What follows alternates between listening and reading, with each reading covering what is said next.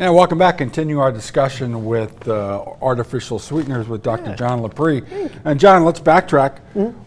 What are these things? Why do they exist? What were the benefits, or what do we get out of artificial sweeteners? There's actually a fair amount of study with this. So we know that it definitely benefits dental cavities, reduces cavities, reduces the natural sugar intake for diabetics, so does show a benefit.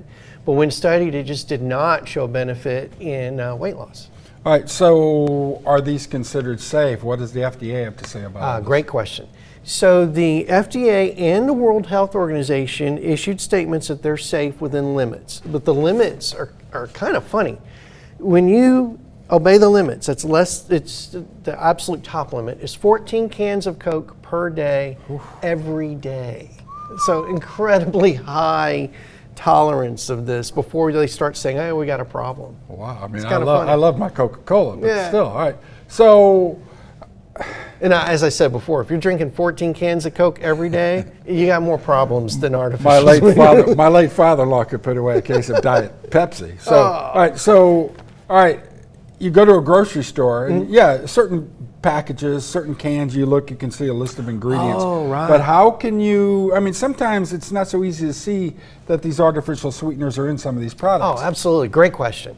So that's two great questions. I hope you're scoring at home. We're knocking this out. So very little is needed since it's so much sweeter than sugar. Ingredients are listed by the amount, so that sweetener is often listed last. Yeah. And they call it by its chemical name. Yeah, it comes up with different names, so it doesn't jump right at you. No, and it hides. This one actually had the trade name, but many of them don't next to it.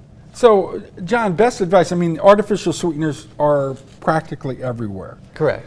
Best advice, so when we go into our grocery stores or when we make something at home, I mean, we trust you way better than any advice I can give on artificial sweeteners. World Health had the best statement. Basically, they're safe, not considered for weight loss, but if you reduce your total amount of sugar in your diet, reduce the sweetness, it'll lead to better health in the long run. That is why we bring him in. Thank you, John. Good to see you. Thank you. All right, let's go over to weather. Adam's standing in front of the big wall. He's got some